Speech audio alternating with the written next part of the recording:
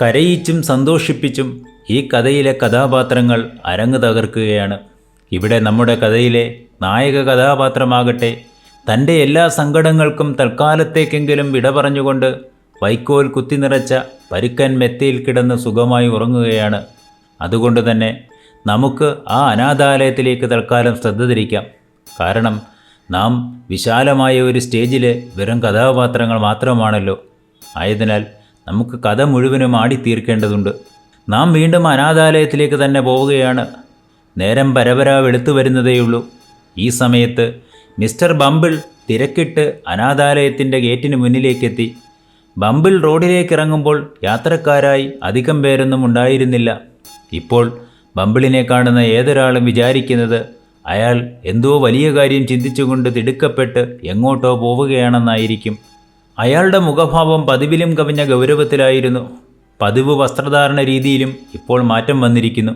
സമൂഹത്തിലെ മാന്യന്മാർ ധരിക്കുന്നത് പോലെയുള്ളതും അരികുകളിൽ കസവ് പിടിപ്പിച്ചതും അഗ്രഭാഗം കൂർത്തു നിൽക്കുന്നതുമായ ഒരുതരം തൊപ്പിയാണ് അയാൾ തലയിൽ വെച്ചിരിക്കുന്നത്.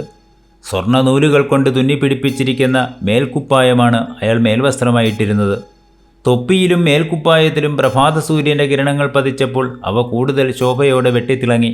സാധാരണയായി അയാളുടെ കൈവശമുണ്ടായിരുന്ന ഊന്നുവടിക്ക് പകരം ഇപ്പോൾ കയ്യിൽ പിടിച്ചിരിക്കുന്നത് ചെത്തിമിനുക്കിയതും മനോഹരവുമായ ഒരു വാക്കിംഗ് സ്റ്റിക്ക് തന്നെയാണ്. മാത്രവുമല്ല, തൻ്റെ ശക്തിയും കരുത്തും വിളിച്ചോതുന്ന അധികാരദണ്ഡും കയ്യിലിട്ട് കറക്കിയാണ് അയാൾ മുന്നോട്ട് നീങ്ങുന്നത്. സാധാരണയായി അയാൾ നടന്നിരുന്നത് തല ഉയർത്തിപ്പിടിച്ചായിരുന്നുവല്ലോ. എന്നാൽ ഇപ്പോഴാകട്ടെ തല കൂടുതൽ ഉയർത്തിപ്പിടിക്കുവാനും കണ്ണുകളെ ആകാശക്കോണുകളിലേക്ക് നീട്ടിപ്പിടിക്കുവാനും അയാൾ മറന്നില്ല. നടത്തത്തിനിടയിൽ വഴിയിൽ അയാൾക്ക് പരിചയമുണ്ടായിരുന്ന ചെറുകിട കച്ചവടക്കാരുടെയും വാങ്ങാനെത്തിയവരുടെയും മുന്നിൽ അല്പനേരം നിന്നും കുശലാന്വേഷണം നടത്തിയുമാണ് അയാൾ മുന്നോട്ട് നീങ്ങിയിരുന്നത്. അയാളെ പരിചയമുണ്ടായിരുന്നവരെല്ലാം ബഹുമാനപൂർവ്വം അയാളെ നോക്കി അഭിവാദ്യം അർപ്പിച്ചെങ്കിലും ഒന്ന് കൈ ഉയർത്തി കാണിച്ചും നിൽക്കാൻ സമയമില്ല എന്ന ഭാവത്തിലും അയാൾ തിടുക്കത്തിൽ മുന്നോട്ട് നടന്നു. അത്ര പരിചയമില്ലാത്തവരുടെ സന്തോഷം അയാൾ അവഗണിച്ചു. കൂടുതൽ പരിചയമുള്ളവരുടെ മുന്നിൽ ഒന്ന് ചിറികോട്ടി തിടുക്കവും ഗൗരവവും പ്രകടമാക്കി. തൻ്റെ അധികാരത്തിൻ്റെ എല്ലാ ഗർവവും മുഖത്ത് പ്രകടിപ്പിച്ചുകൊണ്ട് മുന്നോട്ട് ഞെളിഞ്ഞ് കണ്ണുകൾ മുകളിലേക്കുയർത്തി അയാൾ നടക്കുകയാണ്. ബംബിൾ ലക്ഷ്യം വയ്ക്കുന്നത് മിസ്സിസ് മാനിൻ്റെ നേതൃത്വത്തിൽ നടത്തുന്ന അനാഥ കുട്ടികൾക്കുള്ള തൊഴിൽ പരിശീലന സ്ഥാപനമായിരുന്നു. അനാഥാലയത്തിന് മുന്നിലെ ഗേറ്റിൽ എത്തുന്നതുവരെയും ബംബിൾ തിടുക്കപ്പെട്ട് തന്നെയാണ് നടന്നിരുന്നത്. ഗേറ്റിലെത്തിയ ഉടൻ തന്നെ തൻ്റെ സാന്നിധ്യം മിസ്സിസ് മാനിനെ അറിയിക്കാനെന്നവണ്ണം അയാൾ ബൂട്ടിട്ട കാലുയർത്തി ഗേറ്റിൽ ആഞ്ഞു ചവിട്ടുകയും തൻ്റെ കയ്യിലിരുന്ന വാക്കിംഗ് സ്റ്റിക്ക് ഉപയോഗിച്ച് ഗേറ്റിൽ അടിച്ച് ശബ്ദമുണ്ടാക്കുകയും ചെയ്തു. ഈ ശബ്ദ കോലാഹലങ്ങൾ കേട്ടുകൊണ്ട് ഗേറ്റിലേക്ക് പാളി നോക്കിയ മിസ്സിസ് മാൻ, "അല്ല, ഇതാര് ബംബിൾ സാറല്ലേ?" എന്ന പതിവ് ചോദ്യവുമായി ഓടിയെത്തി. നേരം പരപരാ വെളുത്ത നേരത്ത് ഈ മനുഷ്യൻ എന്ത് കുഴപ്പമുണ്ടാക്കാനാണ് എഴുന്നള്ളിയിരിക്കുന്നതെന്ന് അവർ മനസ്സിൽ ചോദിക്കുകയും ബംബിൾ അകത്തേക്ക് എത്തുന്നതിനു മുമ്പ് തന്നെ അകത്ത് ചെയ്തു തീർക്കേണ്ട ഏതാനും മുന്നൊരുക്കങ്ങൾ തിടുക്കത്തിൽ ചെയ്തു തീർത്തതിനു ശേഷമാണ് അവർ ഗേറ്റിലേക്ക് ഓടിയെത്തിയത്. ഓടിക്കിതച്ചെത്തിയ മിസ്സിസ് മാൻ തൻ്റെ മേലുദ്യോഗസ്ഥനെ താണുവണങ്ങി ഗേറ്റ് തുറന്നുകൊടുത്തു. തൻ്റെ കീഴ്ജീവനക്കാരിയുടെ മുന്നിൽ മേലുദ്യോഗസ്ഥൻ്റെ പൊങ്ങച്ചം പ്രകടിപ്പിച്ചും അവരെ അനുമോദിച്ചും മിസ്റ്റർ ബംബിൾ തിടുക്കത്തിൽ തന്നെ മുന്നോട്ട് നടന്നു. മിസ്സിസ് മാൻ അയാളെ അനുഗമിച്ചു. അകത്തെ സ്വീകരണ മുറിയിലെത്തിയപ്പോൾ മിസ്റ്റർ ബംബിളിന് ഇരിക്കാനുള്ള കസേര അവർ അയാൾക്ക് മുന്നിലേക്ക് നീട്ടിയിടുകയും ആദരപൂർവ്വം ഇരിക്കാൻ പറയുകയും ചെയ്തു. "സർ, ഈ വെളുപ്പാൻ കാലത്ത് വരാൻ മാത്രം എന്താണുണ്ടായത്?" മിസ്സിസ് മാൻ ബഹുമാനപൂർവ്വം ബംബിളിനോട് ചോദിച്ചു. പൊങ്ങച്ചത്തിൻ്റെയും അധികാരത്തിൻ്റെയും പ്രതീകമായി ബംബിൾ കൊണ്ടു നടക്കാറുള്ള അധികാരദണ്ഡുകൊണ്ട് മേശമേൽ മൃദുവായി തട്ടിക്കൊണ്ട് അയാൾ പതുക്കെ ചിരിച്ചു. "മിസ്സിസ് മാൻ, ഇടവകയിലെ ജീവിതം എപ്പോഴും സന്തോഷത്തിൻ്റേതായിരിക്കണമെന്നില്ലല്ലോ. എല്ലാ ദരിദ്രവാസികളെയും കഴിവിലേറ്റുന്നതുവരെയും പൊതുപ്രവർത്തകർക്ക് സമാധാനമില്ലല്ലോ." ബംബിൾ പറഞ്ഞു വരുന്നതിൻ്റെ പൊരുൾ എന്താണെന്ന് മനസ്സിലാക്കാനായില്ലെങ്കിലും കൗശലക്കാരിയായ മിസ്സിസ് മാൻ സന്ദർഭത്തിന് തുയരുകയും വാക്കുകളാൽ തൻ്റെ മേലുദ്യോഗസ്ഥനെ അലോസരപ്പെടുത്താതെ ഇരുകൈകളും ഇരുവശത്തേക്ക് ചലിപ്പിച്ചുകൊണ്ട് ബംബിളിനോട് സഹതാപം പ്രകടിപ്പിക്കാനെന്ന പോലെ നെടുവീർപ്പിട്ടു. മിസ്സിസ് മാനിൻ്റെ ഈ വക പ്രകടനങ്ങൾ ബംബിളിനെ നന്നായി ബോധിച്ചു. "കൊള്ളാം മിസ്സിസ് മാൻ, നിങ്ങൾക്ക് പോലും എന്നോട് സഹതാപം തോന്നുന്നുണ്ടല്ലോ." തൻ്റെ പ്രകടനങ്ങൾ കുറിക്കുകൊണ്ടുവെന്ന് മനസ്സിലാക്കിയ മിസ്സിസ് മാൻ തൻ്റെ അഭിനയത്തിൻ്റെ വ്യാപ്തി ഒന്നുകൂടി വിപുലമാക്കി. ഇത്തവണ അവർ ബംബിളിനെ കൂടുതൽ സന്തോഷിപ്പിക്കാനെന്ന വണ്ണം നീട്ടി നിശ്വസിക്കുകയും ഇരുകൈകളും മുകളിലേക്കുയർത്തി ദൈവത്തോട് പ്രാർത്ഥിക്കുന്നത് പോലെ കാണിക്കുകയും ചെയ്തു. തൻ്റെ കീഴ്ജീവനക്കാരുടെ പ്രകടനങ്ങളിൽ ഉള്ളാലെ സന്തോഷിച്ച മിസ്റ്റർ ബംബിൾ തുറന്നു ചിരിക്കുകയും അവരോട് മറ്റു ചില കാര്യങ്ങൾ കൂടി പറയാനുണ്ടെന്ന് ധരിപ്പിക്കുകയും ചെയ്തു. മിസ്സിസ് മാൻ, ഞാൻ നാളെ ലണ്ടനിലേക്ക് പോകാൻ പോവുകയാണ്. അത് കേട്ടപ്പോൾ അമ്പരപ്പ് പ്രകടിപ്പിച്ചുകൊണ്ട് മിസ്സിസ് മാൻ ഒരടി പിന്നിലേക്ക് നീങ്ങുകയും അയ്യോ, ലണ്ടനിലേക്കോ എന്ന് അതിശയത്തോടെ ചോദിക്കുകയും ചെയ്തു. അതേ മിസ്സിസ് മാൻ, ലണ്ടനിലേക്ക് തന്നെ. എൻ്റെ കൂടെ 2 അനാഥ ചക്കന്മാരുമുണ്ട്. ഞങ്ങൾക്കായി പ്രത്യേകം വണ്ടി തയ്യാറാക്കിയിരിക്കുന്നു. ക്ലർക്കൻ വില്ലയിലെ കോടതിയിൽ വ്യവഹാരത്തിലിരിക്കുന്ന ഒരു കേസിൻ്റെ കാര്യവുമായി ബന്ധപ്പെട്ട് ഈ ചെക്കന്മാരെ കോടതിയിൽ ഹാജരാക്കണം. ഞാൻ തന്നെ പോകണമെന്നാണ് ബോർഡിൻ്റെ നിർബന്ധം. ബോർഡിൻ്റെ താൽപ്പര്യങ്ങൾ സംരക്ഷിക്കും വിധം ഒരു വിധി സംഘടിപ്പിക്കണമെങ്കിൽ ഞാൻ തന്നെ പോകണമെന്നാണ് ബോർഡ് അംഗങ്ങളുടെ ഏകാഭിപ്രായം. എന്തു ചെയ്യാം മിസ്സിസ് മാൻ, എനിക്ക് പോയല്ലേ പറ്റൂ. മിസ്റ്റർ ബംബിൾ സാർ, താങ്കൾ ലണ്ടനിലേക്ക് പോകുന്നത് പ്രത്യേകം തയ്യാറാക്കിയ കോച്ചിലാണോ? സാധാരണയായി ഇത്തരം തെണ്ടിപ്പിള്ളേരെ കൊണ്ടുപോകുന്നത് കാളവണ്ടിയിലല്ലയോ?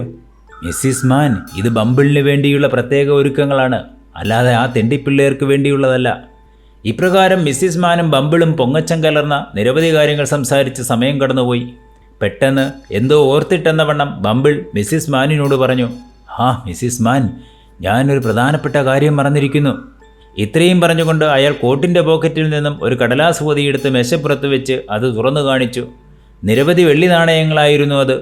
മിസ്സിസ് മാനിൻ്റെ ആ മാസത്തെ ശമ്പളം ബോർഡ് കൊടുത്തയച്ചതായിരുന്നു. മിസ്റ്റർ ബംബിൾ ആ നാണയങ്ങൾ അവരുടെ കയ്യിലേൽപ്പിക്കുകയും ആയതിൻ്റെ രസീത് അവരിൽ നിന്നും ഒപ്പിട്ട് വാങ്ങുകയും ചെയ്തു. തുടർന്ന് അയാൾ ഒരു കുശലാന്വേഷണം എന്ന രീതിയിൽ അനാഥാലയത്തിലെ കുട്ടികളുടെ കാര്യം ചോദിച്ചു. അവരുടെ ആരോഗ്യത്തെക്കുറിച്ചും സ്വഭാവത്തെക്കുറിച്ചും അയാൾ അന്വേഷിച്ചു. മിസ്സിസ് മാൻ അതിന് മറുപടിയും പറഞ്ഞു. ബംബിൾ സാർ, കുട്ടികളെല്ലാം സന്തോഷത്തോടെ കഴിയുന്നു. 2 ആഴ്ചകൾക്ക് മുൻപ് 2 മരണങ്ങൾ നടന്നതൊഴിച്ചാൽ കാര്യമായ പ്രശ്നങ്ങളൊന്നുമില്ല. എന്നാൽ ഡിക്കിൻ്റെ കാര്യം എന്താ? അവൻ ഇപ്പോഴും ആരോഗ്യവാനല്ലേ? ബംബിൾ അന്വേഷിച്ചു. മിസ്സിസ് മാൻ ബംബിളിൻ്റെ ചോദ്യം കേട്ട് സഹതാപത്തോടെ തലയാട്ടി. ഇല്ല ബംബിൾ സാർ, അവൻ്റെ ആരോഗ്യനിലയിൽ യാതൊരു പുരോഗതിയും ഉണ്ടായിട്ടില്ല. കാരണം അവൻ താന്തോന്നിയും അനുസരണയില്ലാത്തവനുമാണ് ബംബിൾ സാർ. മിസ്സിസ് മാൻ കുഞ്ഞു ഡിക്കിനെക്കുറിച്ച് ഇപ്രകാരം പറഞ്ഞപ്പോൾ ബംബിൾ ക്രുദ്ധനായി. കുട്ടികൾ ഒരിക്കലും താന്തോന്നികളും അനുസരണം കെട്ടവരും ആകരുതെന്ന് മിസ്റ്റർ ബംബിളിന് നിർബന്ധമുണ്ടായിരുന്നു. എവിടെയാണവൻ? ഉടനെ അവനെ എൻ്റെ മുന്നിൽ ഹാജരാക്കുക, അയാൾ ഒച്ചവെച്ചു. ബംബിളിൻ്റെ നിർദ്ദേശം ഉടനടി നടപ്പിലാക്കാൻ എന്നവണ്ണം ഡിക്ക് ഡിക്ക് എന്ന് നീട്ടിപ്പിടിച്ചുകൊണ്ട് മിസ്സിസ് മാൻ അകത്തേക്കോടി. അവർ പല സ്ഥലങ്ങളിലും അവനെ അന്വേഷിച്ചെങ്കിലും കണ്ടെത്താനായില്ല. അവർക്ക് കലിയിളകി. ഒടുവിൽ അവർ അവനെ കണ്ടെത്തിയത് വിറകുപുരയുടെ പിന്നിൽ നിന്നാണ്. ദേഹമാസകലം കരിപുരണ്ടും കഴുത്ത് മുന്നോട്ടൊടിച്ചിട്ടും വിറകുപുരയുടെ ഒരു മൂലയിൽ അവശ നിലയിൽ കിടന്നിരുന്ന ഡിക്കിനെ അവർ കണക്കറ്റ് ശകാരിക്കുകയും വലിച്ചിഴച്ച് പൈപ്പിൻ്റെ താഴെ കൊണ്ടുവന്ന് നിർത്തി അവൻ്റെ ദേഹത്തേക്ക് വെള്ളം കോരിയൊഴിച്ച ശേഷം അവർ തന്നെ തൻ്റെ വസ്ത്രത്തിൻ്റെ കോന്തല കൊണ്ട് അവനെ തുടച്ച് വൃത്തിയാക്കി ബംബിളിന് മുന്നിൽ കൊണ്ടുവന്നു. അവന് ബംബിളിന് മുന്നിൽ നിവർന്നു നിൽക്കാൻ പോലുമുള്ള ആരോഗ്യമുണ്ടായിരുന്നില്ല. കഴുത്തപ്പോഴും ഒടിഞ്ഞു തൂങ്ങിക്കിടന്നിരുന്നു. പോഷകാഹാരമില്ലായ്മ അവൻ്റെ ആരോഗ്യത്തെ വല്ലാതെ ബാധിച്ചു കഴിഞ്ഞു. മാറാരോഗവും കൂടാതെ മിസ്സിസ് മാനിൻ്റെ പീഡനവും എല്ലാം കൂടി അവനെ വല്ലാതെ തളർത്തിക്കഴിഞ്ഞിരുന്നു. അവൻ്റെ ഈ നിൽപ്പ് കണ്ട് രോഷം പൂണ്ട മിസ്സിസ് മാൻ അവനെ ബംബിളിൻ്റെ മുന്നിൽ വെച്ചും തെറി പറഞ്ഞു. അവൻ്റെ നിൽപ്പും ഭാവവും കണ്ട് അരിശം കൊണ്ട് ബംബിൾ എന്തെല്ലാമോ വിറുവിറുത്തുകൊണ്ട് അവനോട് ദേഷ്യത്തോടെ ചോദിച്ചു. എടാ തെണ്ടിച്ചെക്ക, നേരെ നിൽക്കടാ. ബംബിൾ അവനെ തലപിടിച്ച് മുകളിലേക്ക് ഉയർത്തിക്കൊണ്ട് ആജ്ഞാപിച്ചു. എന്നാൽ അവൻ എത്ര ശ്രമിച്ചിട്ടും തല നിവർത്തിപ്പിടിക്കാൻ അവന് കഴിഞ്ഞില്ല. പോള കെട്ടി വീർത്തിരുന്ന കണ്ണുകൾ കൊണ്ട് അവൻ ദയനീയമായി ബംബിളിനെ നോക്കാൻ ശ്രമിച്ചു. ബംബിൾ അവനെ അനുസരണ പഠിപ്പിച്ചേ അടങ്ങുമെന്ന വാശിയിലുമായി. ഇപ്പോഴേ നീ അനുസരണക്കേട് കാണിച്ചു തുടങ്ങിയോ? നേരെ നിവർന്നു നിൽക്കടാ. മുതിർന്നവരെ ബഹുമാനിക്കുന്നത് ഇങ്ങനെയാണോടാ? ബംബിൾ അവനോട് ചോദിക്കുമ്പോഴും തൻ്റെ വീർത്ത് കെട്ടിയ കണ്ണ് പതുക്കെ തുറന്നുകൊണ്ട് അവൻ ബംബിളിനോട് എന്തോ പറയാനായുകയും അവൻ്റെ കണ്ണുകളിൽ നിന്നും കണ്ണുനീർ താഴേക്ക് ഒഴുകി വീഴുകയും ചെയ്തു. അത് കണ്ടപ്പോൾ ബംബിളിൻ്റെ മനസ്സിൽ ഒരു വിങ്ങൽ അനുഭവപ്പെട്ടു. അയാൾ സാന്ത്വനിപ്പിക്കുന്ന മട്ടിൽ അവനോട് ചോദിച്ചു, നിനക്കെന്താണ് വേണ്ടത് ഡിക്ക്? സാർ, എനിക്ക് പ്രത്യേകിച്ചൊന്നും ആവശ്യമില്ല. അവൻ ഇത്രയും പറഞ്ഞൊപ്പിച്ചത് വളരെ ആയാസപ്പെട്ടാണ്. ബംബിളിൻ്റെ ചോദ്യത്തിനുള്ള അവൻ്റെ മറുപടി മിസ്സിസ് മാനിനെ വല്ലാതെ സന്തോഷിപ്പിച്ചു. ഈ അഗതി മന്ദിരത്തിൽ അവൻ സന്തോഷവാനാണെന്നും അവന് പ്രത്യേകിച്ചൊന്നും ആവശ്യമില്ലെന്നുമാണല്ലോ ആ പറഞ്ഞതിൻ്റെ ആന്തരികാർത്ഥമെന്ന് മിസ്സിസ് മാൻ ഊഹിച്ചു. അതുമാത്രവുമല്ല, ഇവിടെ എല്ലാ കാര്യങ്ങളും മുറ പോലെയും സന്തോഷത്തോടെയുമാണ് നടക്കുന്നതെന്ന് മിസ്റ്റർ ബംബിൾ വിശ്വസിച്ചിരിക്കുന്നു. ബംബിൾ പിന്നെയും എന്തോ അവനോട് ചോദിക്കാനായി വാതുറക്കാൻ ശ്രമിച്ചു. ബംബിൾ തൻ്റെ വളർത്തുമക്കളെ ഇങ്ങനെ നിരന്തരമായി ചോദ്യങ്ങൾ ചോദിച്ച് ബുദ്ധിമുട്ടിക്കുന്നത് ശരിയല്ലെന്ന് മിസ്സിസ് മാനിന് തോന്നിയെങ്കിലും അവർ ആ അഭിപ്രായം തുറന്നു പറഞ്ഞില്ല. ഡിക്കാകട്ടെ തനിക്ക് എന്തോ ബംബിളിനോട് പറയാനുണ്ടെന്ന ഭാവത്തിൽ വാതുറക്കാൻ ശ്രമിച്ചു. എന്നാൽ മിസ്സിസ് മാൻ പെട്ടെന്ന് ഇടപെടുകയും ഇനിയും നീയൊന്നും സംസാരിക്കേണ്ടെന്ന് പറഞ്ഞ് ശാസിക്കുകയും ചെയ്തു. ഈ സന്ദർഭത്തിൽ ബമ്പിൾ ഇടപെട്ടു. മിസ്സിസ് മാൻ, അവൻ എന്താണ് പറയാനുള്ളതെന്ന് വെച്ചാൽ പറയട്ടെ, നിങ്ങൾ തടയേണ്ട. കൊച്ചു ഡിക്ക് തൻ്റെ ഒഴിഞ്ഞു തൂങ്ങിയ തല പരമാവധി ഉയർത്തിപ്പിടിക്കാൻ ശ്രമിച്ചുകൊണ്ട് വളരെ ആയാസത്തോടെ ബമ്പിളിനോട് പറഞ്ഞു, സർ, എഴുതാനറിയാവുന്ന ആരെങ്കിലും എന്നെയൊന്ന് സഹായിക്കണം. നിന്നെ ഏതുവിധമാണ് കുട്ടി സഹായിക്കേണ്ടത്? ബമ്പിൾ അന്വേഷിച്ചു. സർ, ഞാൻ പറയുന്ന കാര്യങ്ങളെല്ലാം ഒരു കടലാസിലേക്ക് എഴുതി വയ്ക്കണം, എന്നിട്ട് അതെൻ്റെ ശവപ്പെട്ടിക്കുള്ളിൽ. അവൻ അത്രയും പറഞ്ഞു നിർത്തി. ഈ കൊച്ചു ചെക്കൻ എന്തെല്ലാമാണ് പറയുന്നതെന്നോർത്ത് ബമ്പിൾ അമ്പരപ്പോടെ അവൻ്റെ മുഖത്തേക്ക് സൂക്ഷിച്ചു നോക്കി. അവൻ്റെ വിളറി വെളുത്ത് എല്ലും തോലുമായ മുഖത്ത് മരണം തത്തിക്കളിക്കുന്നത് പോലെ അയാൾക്ക് അനുഭവപ്പെട്ടു. ശവപ്പെട്ടിയെക്കുറിച്ച് സംസാരിക്കുമ്പോഴെല്ലാം ബമ്പിൾ അസ്വസ്ഥനാകുമായിരുന്നു. എന്നാൽ ഇപ്പോൾ ഇവിടെ കൊച്ചു ഡിക്ക് ശവപ്പെട്ടിയെക്കുറിച്ച് സംസാരിക്കുന്നത് കേൾക്കാൻ അയാൾ കൂടുതൽ സഹിഷ്ണുതയോടെ കാതോർത്തു. ഡിക്ക്, നീ എന്തിനെക്കുറിച്ചാണ് സംസാരിക്കുന്നത്? അവൻ്റെ കണ്ണുകൾ വീണ്ടും വീണ്ടും നിറഞ്ഞൊഴുകിക്കൊണ്ടിരുന്നു. ചുണ്ടുകൾ വിറയ്ക്കുകയും ശരീരം കിതയ്ക്കുകയും ചെയ്തു. അവൻ ഒരു വിധത്തിൽ പറഞ്ഞൊപ്പിച്ചു, സർ, ഞാൻ ഏറ്റവും കൂടുതൽ സ്നേഹിച്ചിരുന്നത് ഒലിവർ ട്വിസ്റ്റിനെയാണ്. അവൻ ആരോരുമില്ലാതെ, ആരും സഹായിക്കാനില്ലാതെ രാത്രികാലങ്ങളിൽ അലഞ്ഞു നടക്കുകയാണല്ലോ എന്നോർത്ത് ഞാൻ സങ്കടപ്പെട്ടിരുന്നു. രാത്രികാലങ്ങളിൽ അവനെക്കുറിച്ചോർത്ത് ഞാൻ കരഞ്ഞിരുന്നു. ഇക്കാര്യം സർ അവനെ കണ്ടുമുട്ടുമ്പോൾ അവനോട് പറയണം. എനിക്ക് ഈ പ്രായത്തിലും മരിക്കുന്നതിനോടാണ് കൂടുതലിഷ്ടം. അക്കാര്യവും അങ്ങ് അവനോട് പറയണം. ഞാൻ കൂടുതൽ കാലം ജീവിക്കുകയും അങ്ങനെ ജീവിച്ച് വാർദ്ധക്യത്തിലെത്തിയ ശേഷം മരിക്കുകയും ചെയ്താൽ സ്വർഗത്തിലിരിക്കുന്ന എൻ്റെ കുഞ്ഞു പെങ്ങൾക്ക് എന്നെ തിരിച്ചറിയാൻ പറ്റാതെ വരും. അവൾക്ക് തിരിച്ചറിയാനായില്ലെങ്കിൽ അവൾ എന്നെ സ്നേഹിക്കുകയില്ല, എന്നോടൊപ്പം കളിക്കാൻ വരില്ല. ഞങ്ങൾക്ക് രണ്ടുപേർക്കും കുട്ടികളായി തന്നെ സ്വർഗത്ത് ഒന്നിച്ച് കളിച്ച് നടക്കാനാണിഷ്ടം. ഡിക്ക് പറഞ്ഞ് അവസാനിപ്പിച്ചതിന് ശേഷവും കരഞ്ഞുകൊണ്ടിരുന്നു. അവൻ്റെ ശരീരം നിലത്തുറപ്പിച്ചു നിൽക്കാനാകാത്ത വിധം വിറയ്ക്കുകയാണ്. അവൻ്റെ വാക്കുകൾ കേട്ട് അമ്പരപ്പും അതിലുപരി ഭയവും ബാധിച്ച ബമ്പിൾ അന്തം വിട്ട് അവനെ തന്നെ നോക്കിയിരുന്നു. അല്പസമയത്തിന് ശേഷം അയാൾ മിസ്സിസ് മാനിനോട് ഇപ്രകാരം പറഞ്ഞു, മിസ്സിസ് മാൻ, ഇവനും ചാടിപ്പോയ ആ ആവൽക്കാരിയായ ഒലിവർ ട്വിസ്റ്റിനാൽ വഴിപിഴയ്ക്കപ്പെട്ടവൻ തന്നെ. ഇവരെല്ലാം തന്നെ ഒരേ കഥയിലെ ദുഷ്ടകഥാപാത്രങ്ങളാണ്. മിസ്സിസ് മാൻ, നിങ്ങൾ ഇവനെയും കരുതിയിരിക്കേണ്ടിയിരിക്കുന്നു. ബമ്പിൾ എന്താണ് പറഞ്ഞതെന്ന് കൊച്ചു ഡിക്കിന് മനസ്സിലായില്ല. എന്തോ തനിക്കിതൊന്നും വിശ്വസിക്കാൻ കഴിയുന്നില്ലെന്ന് മിസ്സിസ് മാൻ അമ്പരപ്പോടെ ബമ്പിളിനെ അറിയിച്ചു. ഇവൻ്റെ ശരീരത്തിൽ ഏതോ ദുഷ്ടാത്മാവ് കടന്നുകൂടിയിട്ടുണ്ടെന്നും അതാണ് ഇവൻ ഇങ്ങനെയൊക്കെ സംസാരിക്കുന്നതെന്നും മിസ്സിസ് മാൻ ബമ്പിളിന് മുന്നറിയിപ്പും നൽകി. ഡിക്കിൻ്റെ വാക്കുകൾ മിസ്സിസ് മാനിനെ കുപിതയാക്കി. ദേഷ്യം സഹിക്കാനാവാതെ അവരുടെ ശരീരം വിറയ്ക്കാൻ തുടങ്ങി. അവർ ബമ്പിളിൻ്റെ മുഖത്തേക്ക് സൂക്ഷിച്ചു നോക്കി. ബമ്പിൾ സാർ, ഇവൻ്റെ ഇത്തരം വർത്തമാനം മൂലം താങ്കളോ ബഹുമാന്യരായ ബോർഡ് മെമ്പർമാരോ എന്നെക്കുറിച്ച് മോശമായി എന്തെങ്കിലും ചിന്തിക്കുമെന്നാണ് എൻ്റെ ഭയം. ബമ്പിളാകട്ടെ സന്ദർഭോചിതമായി തന്നെ ഉണർന്നു പ്രവർത്തിച്ചു. അയാൾ മിസ്സിസ് മാനിനെ ആശ്വസിപ്പിക്കുകയും ഈ സംഭവം താൻ ബോർഡ് മെമ്പർമാരുടെ മുന്നിൽ വെക്കണമോ വേണ്ടയോ എന്ന കാര്യം തീരുമാനിക്കാനുള്ള അവകാശം മിസ്സിസ് മാനിന് തന്നെ വിട്ടുകൊടുക്കുകയും ചെയ്തു. ബമ്പിളിൻ്റെ വാക്കുകൾ അവരെ സന്തോഷിപ്പിച്ചു. അവർ ബമ്പിളിന് നന്ദി പറയുകയും ചെയ്തു. മിസ്സിസ് മാൻ, ഈ കൊച്ചു നികൃഷ്ടജീവിയെ എൻ്റെ മുന്നിൽ നിന്നും കൊണ്ടുപോകൂ, ബമ്പിൾ നിർദ്ദേശിച്ചു. മിസ്സിസ് മാൻ സമയം പാഴാക്കാതെ അവനെ വലിച്ചിടിച്ച് വിറകുപുരയിലേക്ക് കൊണ്ടുപോവുകയും തന്നെ അധിക്ഷേപിച്ചതിനുള്ള ശിക്ഷയായി ഇന്ന് അവിടെ തന്നെ കിടക്കണമെന്ന് ഉത്തരവിടുകയും ചെയ്തു. തനിക്ക് ലണ്ടനിലേക്കുള്ള യാത്രയ്ക്ക് തയ്യാറെടുപ്പുകൾ നടത്തേണ്ടതുണ്ടെന്നും ആയതിനാൽ ഇറങ്ങുകയാണെന്നും ബമ്പിൾ പ്രഖ്യാപിച്ചു. മിസ്സിസ് മാൻ തൻ്റെ മേലുദ്യോഗസ്ഥനെ ഗേറ്റ് വരെ പിന്തുടർന്നു. അയാൾക്ക് എല്ലാവിധ ആശംസകൾ നേരാനും അവർ മറന്നില്ല. തൊട്ടടുത്ത ദിവസം 6 മണിക്ക് തന്നെ ലണ്ടനിലേക്ക് പോകുന്നതിനായി മിസ്റ്റർ ബമ്പിൾ തൻ്റെ യാത്രയ്ക്കായി പ്രത്യേകം തയ്യാറാക്കിയ കോച്ചിൽ ഇരിപ്പുറപ്പിച്ചു. പോകുന്നതിന് മുമ്പായി തൻ്റെ തൊപ്പി ഊരി മാറ്റിയ ശേഷം തലയുൾപ്പെടെ മൂടിക്കിടക്കുന്ന വിധത്തിലുള്ളതും നീല നിറത്തിലുള്ളതുമായ ഒരു കോട്ട് ധരിച്ചു. ക്രിമിനൽ കുറ്റവാളികളായിരുന്ന 2 അന്തേവാസികളും തൊട്ടടുത്ത കമ്പാർട്ട്മെൻറ്റിൽ അയാൾക്കൊപ്പമുണ്ടായിരുന്നു. കൃത്യസമയത്ത് തന്നെ ആ സംഘം ലണ്ടൻ നഗരത്തിൽ എത്തിച്ചേർന്നു. അന്തേവാസികളെ പാർപ്പിക്കുന്ന സ്ഥലത്ത് ആ 2 പേരെയും എത്തിച്ച ശേഷം ബമ്പിൾ തനിക്കായി കണ്ടെത്തിയിരുന്ന താമസ സ്ഥലത്തെത്തി. നല്ല തണുപ്പുള്ള രാത്രിയായിരുന്നു അന്ന്. തനിക്കായി അത്താഴത്തിനൊരുക്കിയിരുന്ന വിശിഷ്ട ഭക്ഷണം ആസ്വദിച്ചു കഴിച്ചും തണുപ്പിനെ പ്രതിരോധിക്കാനെന്ന വണ്ണം ഇടയ്ക്കിടെ വൈൻ മോന്തിക്കുടിച്ചും നെരിപ്പോടിനരികിൽ ഇരിക്കുകയാണ് മിസ്റ്റർ ബമ്പിൾ. ഈ സമയത്താണ് അയാളുടെ കണ്ണുകൾ അന്നത്തെ പത്രത്തിലെ ഒരു പരസ്യത്തിലേക്ക് എത്തിയത്. ആ പരസ്യത്തിൻ്റെ തലവാചകം ഇപ്രകാരമായിരുന്നു: 5 ഗിനി സമ്മാനമായി നൽകുന്നതാണ്.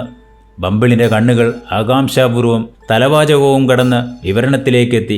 അതിപ്രകാരമായിരുന്നു: ഒലിവർ ട്വിസ്റ്റ് എന്നു പേരുള്ള ഒരു ബാലനെ കഴിഞ്ഞ വ്യാഴാഴ്ച മുതൽ വഴിതെറ്റിയത് മൂലമോ അല്ലെങ്കിൽ തട്ടിക്കൊണ്ടുപോയത് മൂലമോ കാണാതെ പോയിരിക്കുന്നു. ഈ ബാലനെ കണ്ടെത്താൻ സഹായിക്കും വിധം വിവരങ്ങൾ നൽകുകയോ അതുമല്ലെങ്കിൽ അവൻ്റെ പൂർവ്വകാല ചരിത്രത്തെക്കുറിച്ചുള്ള സൂചനകൾ നൽകുകയോ ചെയ്യുന്ന വ്യക്തിക്ക് 5 ഗിനി പ്രതിഫലമായി നൽകുന്നതാണ്. പരസ്യം നൽകിയ വ്യക്തിയുടെ പൂർണ്ണമായ മേൽവിലാസവും ഇതിനോടൊപ്പം നൽകിയിരുന്നു. കാണാതാകുന്ന സമയത്ത് ഒലിവർ ധരിച്ചിരുന്ന വസ്ത്രത്തെക്കുറിച്ചും അവനെ തിരിച്ചറിയാൻ സഹായിക്കുന്ന തരത്തിൽ അവൻ്റെ ശരീരപ്രകൃതത്തെക്കുറിച്ചുള്ള വിവരണവും ഉൾപ്പെട്ടിരുന്നു. പരസ്യം വായിച്ച ബംബിൾ അന്തം വിട്ടിരുന്നു. ഭക്ഷണം പൂർണ്ണമായും ആസ്വദിച്ച് കഴിക്കാനുള്ള ശക്തി പോലും അയാളിൽ നിന്ന് നഷ്ടപ്പെട്ടിരുന്നു. ഗ്ലാസ്സിൽ ഒഴിച്ചു വെച്ചിരുന്ന മദ്യത്തെക്കുറിച്ച് പോലും അയാൾ മറന്നുപോയി. അതികഠിനമായ തണുപ്പിനെ അയാൾ അവഗണിച്ചു. താൻ ഇപ്പോഴിരിക്കുന്നിടത്തു നിന്നും വെറും 5 നാഴിക ദൂരം നടന്നാൽ ചെന്നെത്താവുന്ന ദൂരം മാത്രമേ പരസ്യത്തിൽ പറഞ്ഞിരിക്കുന്ന പെൻഡോൺ വില്ല എന്ന മേൽവിലാസത്തിലേക്കുള്ളൂ. ബംബിൾ എല്ലാം മതിയാക്കി തിടുക്കത്തിൽ അവിടെ നിന്നും എഴുന്നേറ്റ് ആ മേൽവിലാസക്കാരനെ തേടി പുറപ്പെട്ടു. വളരെ പെട്ടെന്ന് തന്നെ അയാൾ ആ വീട് കണ്ടെത്തി വാതിലിൽ മുട്ടി വിളിച്ചു. ഒരു പെൺകുട്ടിയാണ് വന്ന് വാതിൽ തുറന്നത്. ഇതുതന്നെയല്ലേ മിസ്റ്റർ ബ്രൗൺലോവിൻ്റെ ഭവനം? ബംബിൾ ആ പെൺകുട്ടിയോട് ചോദിച്ചു. എന്നാൽ ആ പെൺകുട്ടിയാകട്ടെ ബംബിളിൻ്റെ ചോദ്യത്തിന് കൃത്യമായ ഉത്തരം പറയാതെ നിങ്ങൾ ആരാണ്, എവിടെ നിന്ന് വരുന്നു എന്ന് മാത്രം മറുചോദ്യം ഉന്നയിച്ചു. പത്രത്തിലെ പരസ്യം കണ്ടിരുന്നുവെന്നും ഒലിവർ ട്വിസ്റ്റിനെക്കുറിച്ചുള്ള വിവരങ്ങൾ പറയാനാണ് വന്നതെന്നും അയാൾ പറയുന്നത് തൊട്ടപ്പുറത്തെ മുറിയിലുണ്ടായിരുന്ന മിസ്സിസ് ബെഡ്വിൻ കേൾക്കാനിടയായി. അവർ ഓടിക്കതച്ച് ബംബിളിൻ്റെ മുന്നിലെത്തി. കടന്നു വരൂ, കടന്നു വരൂ, അവർ വിളിച്ചു പറഞ്ഞു. അവനെക്കുറിച്ചുള്ള വാർത്തകൾക്കായി ഞങ്ങൾ കാത്തിരിക്കുകയാണ്. ദൈവം നിങ്ങളെ അനുഗ്രഹിക്കട്ടെ. മിസ്സിസ് ബെഡ്വിൻ ബംബിളിനെ ബ്രൗൺലോയുടെ അടുത്തെത്തിച്ചു. ബ്രൗൺലോ ഈ സമയത്ത് തൻ്റെ സുഹൃത്തായിരുന്ന ഗ്രിംവിഗുമായി സംസാരിച്ചിരിക്കുകയായിരുന്നു. മാന്യനായ ആ മനുഷ്യൻ ബംബിളിനെ ആഹ്ലാദത്തോടെ സ്വീകരിച്ചു. ഒലിവറിനെക്കുറിച്ച് അയാൾക്കറിയാവുന്നതെല്ലാം വിസ്തരിച്ച് പറയാൻ ആവശ്യപ്പെട്ടു. മിസ്റ്റർ ബംബിൾ ഒലിവർ ട്വിസ്റ്റിനെക്കുറിച്ച് ബ്രൗൺലോയോട് അതിശയോക്തിയും ഭാവനാത്മകവുമായ കഥകളാണ് കൂടുതലും പറഞ്ഞത്. അവനെക്കുറിച്ച് നല്ലതൊന്നും തന്നെ ബംബിൾ പറഞ്ഞില്ല. അയാൾ പറഞ്ഞതിൻ്റെ ചുരുക്കം ഇപ്രകാരമാണ്. അവൻ ജനിച്ചു വീണത് ക്രിമിനലുകളായ തെണ്ടിച്ചക്കന്മാരുടെ ഇടയിലാണ്. അവൻ്റെ അമ്മയെക്കുറിച്ചാണെങ്കിലും നല്ലതൊന്നും പറയാനില്ല. ഏറ്റവും ചീത്ത സ്വഭാവത്തിൻ്റെ ഉടമയായിരുന്ന ഒരു പെരും കള്ളിയായിരുന്നു അവൻ്റെ അമ്മ. മോഷണവും കൊള്ളയും കൊലയുമൊക്കെ ശീലമാക്കിയ ഒരു സംഘം മനുഷ്യരോടൊപ്പമാണ് അവൻ വളർന്നത്. ഒലിവറിനെക്കുറിച്ചുള്ള വിവരണം പൂർത്തിയാക്കി മിസ്റ്റർ ബംബിൾ എഴുന്നേറ്റു. പരസ്യത്തിൽ വാഗ്ദാനം ചെയ്തിരുന്നത് പോലെ 5 ഗിനി ആ മനുഷ്യൻ ബംബിളിന് പ്രതിഫലമായി നൽകി. യാത്ര പറഞ്ഞിറങ്ങുമ്പോൾ മിസ്റ്റർ ബ്രൗൺലോ ബംബിളിനോട് പറഞ്ഞു, അവനെക്കുറിച്ച് നല്ല കാര്യങ്ങൾ പറയാനായിരുന്നു നിങ്ങൾ ഇവിടേക്ക് വന്നതെങ്കിൽ പരസ്യത്തിൽ വാഗ്ദാനം ചെയ്തതിനേക്കാൾ 3 ഇരട്ടി പണം ഞാൻ നിങ്ങൾക്ക് നൽകിയേനെ. അത് കേട്ടപ്പോൾ ബംബിളിന് ആകെ ദുഃഖമായി. 3 ഇരട്ടി പണം കിട്ടുമെന്നുണ്ടായിരുന്നെങ്കിൽ അവനെക്കുറിച്ച് നല്ലത് മാത്രമേ പറയുമായിരുന്നുള്ളൂ. കഷ്ടം തന്നെ, ഇനി പറഞ്ഞിട്ട് കാര്യമില്ലല്ലോ. കിട്ടിയ പണവും കീശയിലിട്ടുകൊണ്ട് സങ്കടത്തോടെ തന്നെ മിസ്റ്റർ ബംബിൾ പെൻഡോൺ വില്ലയിൽ നിന്നും പുറത്തേക്കിറങ്ങി. ബംബിൾ പോയി കഴിഞ്ഞപ്പോൾ ബ്രൗൺലോ മിസ്സിസ് ബെഡ്വിനെ വിളിച്ച് ആ മനുഷ്യനിൽ നിന്നും ഒലിവറിനെക്കുറിച്ച് അറിഞ്ഞ കാര്യങ്ങൾ അവരെയും അറിയിച്ചു. എന്നാൽ അതൊന്നും വിശ്വസിക്കാൻ അവർ തയ്യാറായിരുന്നില്ല. ഒലിവറിനെക്കുറിച്ച് ബംബിൾ പറഞ്ഞതെല്ലാം നുണകളാണെന്നും പണം തട്ടിയെടുക്കാനായി കെട്ടിച്ചമച്ചതാണെന്നും അവർ സങ്കടത്തോടെ വിളിച്ചു പറഞ്ഞു. മിസ്റ്റർ ബ്രൗൺലോയും ആകെ തകർന്ന അവസ്ഥയിലായി. മിസ്റ്റർ ബംബിൾ പറഞ്ഞ കാര്യങ്ങളെ അപ്പാടെ തള്ളിക്കളയാൻ അയാൾക്ക് കഴിയുമായിരുന്നില്ല. ബ്രൗൺലോ തൻ്റെ പ്രിയപ്പെട്ട പരിചാരികയോട് നിരാശയോടെ പറഞ്ഞു, അവനെക്കുറിച്ച് ഏറ്റവും കൂടുതൽ കാര്യങ്ങൾ അറിയാവുന്ന ഒരാളാണ് ഇപ്പോൾ ഇവിടെ നിന്നും മടങ്ങിപ്പോയത്. അവൻ്റെ ജനനം മുതലുള്ള എല്ലാ കാര്യങ്ങളും അയാൾക്കറിയാം. അതെങ്ങനെയാണ് നാം അവിശ്വസിക്കുന്നത്? നുണ പറഞ്ഞ് നമ്മെ പറ്റിച്ചിട്ട് അയാൾക്ക് എന്ത് നേട്ടമാണുള്ളത്? അയാൾക്കതിൻ്റെ ആവശ്യമെന്താണ്? സർ, അങ്ങ് എന്ത് പറഞ്ഞാലും ഇതൊന്നും ഞാൻ വിശ്വസിക്കില്ല. അവനെക്കുറിച്ച് അയാൾ പറഞ്ഞതൊന്നും വിശ്വസിക്കാൻ എനിക്കാവില്ല. അവർ കരയാൻ തുടങ്ങി. ഇത്രയും നേരം ഒന്നും മിണ്ടാതിരുന്ന മിസ്റ്റർ ഗ്രിംവിഗ് ഇടപെട്ടു. മിസ്റ്റർ ബ്രൗൺലോ, നിങ്ങൾ ഈ സ്ത്രീയുടെ അഭിപ്രായങ്ങളെ മുഖവിലേക്കെടുക്കരുത്. നുണകൾ പ്രചരിപ്പിക്കുന്ന പുസ്തകങ്ങളും മുറിവൈദ്യമറിയാവുന്ന വ്യക്തികളെയുമാണ് വൃദ്ധകളായ ഇത്തരം സ്ത്രീകൾക്കേറെ ഇഷ്ടം. ഇത്തരക്കാരുടെ ഒരു പൊതു സ്വഭാവം തന്നെയാണിത്. ആ ചെക്കൻ കള്ളനാണെന്ന് ഞാൻ തുടക്കത്തിൽ തന്നെ തുറന്നു പറഞ്ഞതാണ്. എന്നിട്ടും ഇവിടെ അത് ആരും കാര്യമായി ഗവനിച്ചില്ല. ഇപ്പോൾ ഇവിടെ നിന്നും പോയ ആ മനുഷ്യനും അതുതന്നെയല്ലേ പറഞ്ഞത്? ഇപ്പോഴെങ്കിലും നിങ്ങൾക്ക് ബോധ്യമായില്ലേ ഞാൻ പറഞ്ഞതാണ് ശരിയെന്ന്? മിസ്സിസ് ബെഡ്വിൻ ഗ്രിംവിഗിന് നേരെ തിരിഞ്ഞു. മിസ്റ്റർ ഗ്രിംവിഗ്, കുട്ടികളെക്കുറിച്ച് നിങ്ങൾക്കെന്തറിയാം? അവർ ആരാണെന്നും എന്താണെന്നും എനിക്ക് നല്ല ബോധ്യമുണ്ട്. കഴിഞ്ഞ 40 വർഷമായി കുട്ടികളോടൊപ്പമാണ് ഞാൻ ജീവിക്കുന്നത്. അവരെ നന്നായി മനസ്സിലാക്കാൻ എനിക്ക് കഴിയും. അങ്ങനെ കുട്ടികളുമായി ബന്ധപ്പെട്ട് നല്ലതൊന്നും പറയാനില്ലാത്ത ഒരു മനുഷ്യനിൽ നിന്നും ഇതിൽ കൂടുതലൊന്നും പ്രതീക്ഷിക്കേണ്ടതില്ലല്ലോ. നിങ്ങൾ ഇനിയും അവനെക്കുറിച്ച് ഇത്തരം തോന്നിയവാസങ്ങൾ പുലമ്പരുത്. അവനെക്കുറിച്ച് നിങ്ങൾ മോശമായി ചിന്തിക്കുകയും അരുത്. അവിവാഹിതനായി ജീവിച്ചിരുന്ന ഗ്രിംവിഗിനെ സംബന്ധിച്ചിടത്തോളം മിസ്സിസ് ബെഡ്വിൻ്റെ ആരോപണം കനത്ത പ്രഹരമായിരുന്നു. അവർക്ക് മുന്നിൽ മുട്ടുമടക്കിയ മിസ്റ്റർ ഗ്രിംവിഗ് ഒരു ചെറുചിരിയോടെ നിശബ്ദനായി. മിസ്സിസ് ബെഡ്ബിൻ ഗ്രിംവിഗിനെ പരുഷമായി ഒന്ന് നോക്കിയിട്ട് മുറിവിട്ട് പുറത്തേക്ക് പോകാൻ ഇറങ്ങിയപ്പോൾ മിസ്റ്റർ ബ്രൗൺലോ ഇടപെട്ടു. മിസ്സിസ് ബെഡ്ബിൻ, ഈ സംസാരം ഇനി വേണ്ട. ഇനി ഇവിടെ ആരും ഒലിവർ ട്വിസ്റ്റ് എന്ന പേര് പോലും പറയരുത്. അവനെക്കുറിച്ചുള്ള കഥകളെല്ലാം ഇന്ന് ഇവിടെ നമ്മൾ അവസാനിപ്പിക്കുകയാണ്. ബ്രൗൺലോ ശാസനാരൂപത്തിലാണ് ഇങ്ങനെ പറഞ്ഞത്. മിസ്സിസ് ബെഡ്വിന് അത് താങ്ങാവുന്നതിലും അപ്പുറത്തായിരുന്നു. അവർ സങ്കടത്തോടെ മുറിയിൽ നിന്നും പുറത്തേക്കിറങ്ങി. അന്നത്തെ രാത്രി മിസ്റ്റർ ബ്രൗൺലോയ്ക്കും മിസ്സിസ് ബെഡ്വിനും ഉറക്കമില്ലാത്തതായിരുന്നു. ഈ സമയത്തെല്ലാം ഫാഗിൻ്റെ ഇരുട്ടറയിൽ വൈക്കോൽ മെത്തയുടെ മേൽ ക്ഷീണിതനായി മരിച്ചതുപോലെ ബോധമറ്റ് കിടന്നുറങ്ങുകയാണ് ഒലിവർ.